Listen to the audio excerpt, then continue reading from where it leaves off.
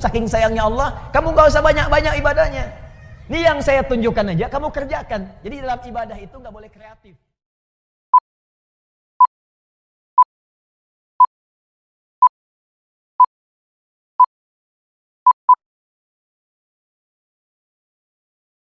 Bagaimana cara menyembah Allah Subhanahu wa taala? Turun Quran surah kedua Al-Baqarah ayat ke-43. Wa aqimus shalah, tunaikan salat. Ayatnya kan turun kan? Maka turun ayat.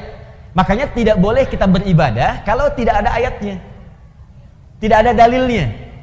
Baik itu ayat dari Allah atau petunjuk dari Nabi. Jadi kalau ibadah itu saking sayangnya Allah, kamu gak usah banyak-banyak ibadahnya. Ini yang saya tunjukkan aja, kamu kerjakan. Jadi dalam ibadah itu nggak boleh kreatif. Ya. Apa yang Allah tunjukkan, saking inginnya Allah mudah dan nggak capek ibadah kita. Ini aja kerjakan nih, turun. Nah, cuma kan nggak cukup dengan ayat. Wa aqimus shalah, tunaikan salat. Orang bertanya, ya Rasulullah, bagaimana cara salatnya? Nggak cukup dengan turun ayat. Ayo kerjakan salat. Caranya bagaimana? Maka yang kedua kemudian turunlah kalimat wa yu'allimuhumul kitab. Ajarkan caranya. Maka diajarkan oleh Nabi dari mulai takbir sampai dengan salam. Turun ayat, kerjakan salat. Bagaimana caranya? Ditunjukkan oleh Nabi. Begini cara takbirnya. Ya, begini cara sedekapnya. Begini cara rukuknya, begini cara sujudnya sampai dengan salamnya. Karena salat masuk kategori ibadah, maka kita harus melihat ada dalilnya enggak ini?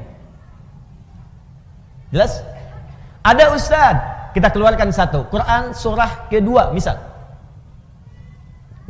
Ayat 43. Paling kanan pertengahan. Wa aqimus shalah, dan tunaikan oleh kalian salat. Karena ada perintah tunaikan salat, maka kita siap mengerjakan salat. Kemudian yang kedua, caranya bagaimana? Fikih. Caranya, tuntunannya. Maka kita buka keterangan dari Nabi seperti apa Nabi mengajarkan kita sholat. Kita keluarkan misal buka kitab tentang hadis. Kita ambil misalnya di sini Sahih Bukhari dan Muslim, Al-Bukhari dan Muslim. Misal Al-Bukhari nomor hadis 711.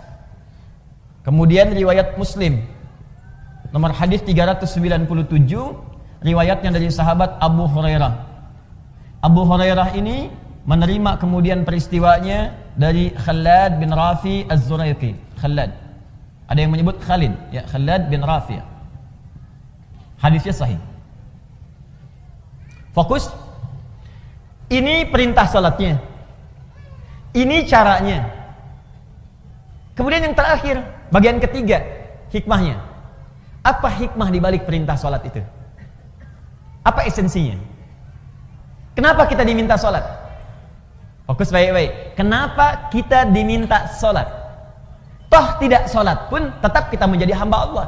Tapi kenapa kemudian kita diminta menunaikan sholat? Hikmahnya apa? Esensinya apa? Fungsinya apa? Nah ibu sekalian, dalam hal hikmah ini selalu terkait dengan bagian yang keempat. Fokus baik-baik.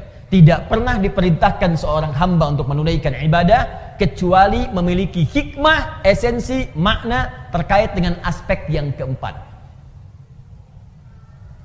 Al-akhlaq. Akhlaq.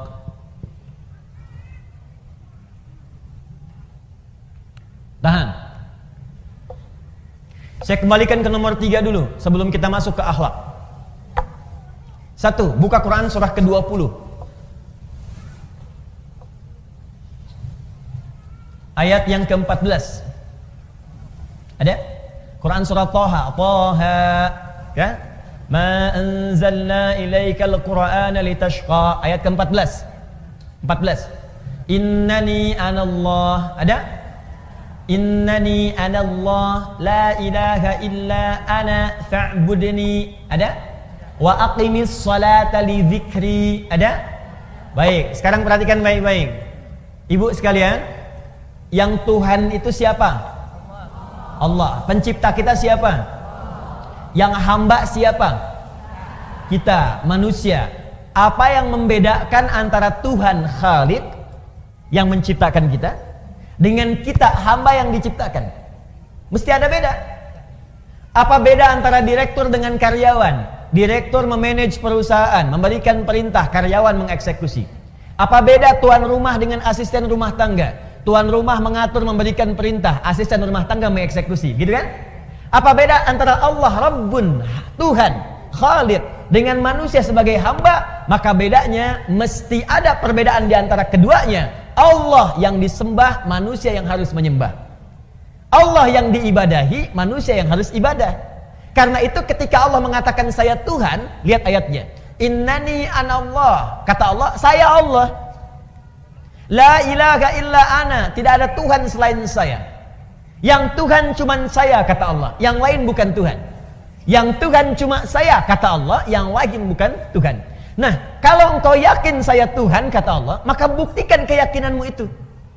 Bagaimana cara membuktikannya? Fa'budni, sembah saya.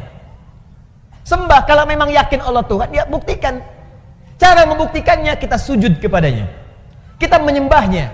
Bagaimana cara menyembahmu ya Allah? Teruskan ayatnya. Wa aqimis sholat, tunaikan sholat. Jadi ketika kita diminta menunaikan sholat itu, salah satu hikmahnya untuk menegaskan dan menegaskan pembuktian kita bahwa kita memang hamba, bukan Tuhan. Makanya kalau ada orang, manusia, selama hidupnya nggak pernah sholat, maka ada yang salah dengan dirinya. Seakan-akan dia merasa sebagai Tuhan. Kalau ibu manusia, pasti ibu sholat. Kalau ibu makhluk, pasti sholat. Kalau ibu hamba, pasti sholat. Karena ciri seorang hamba dalam Al-Quran disebutkan, yang pertamanya, dia mau ibadah kepada Allah Subhanahu Wa Ta'ala. Karena itu Allah murka pada setiap hamba yang tidak mau ibadah, karena ini keluar dari ciri kehambaannya. Jelas sampai sini?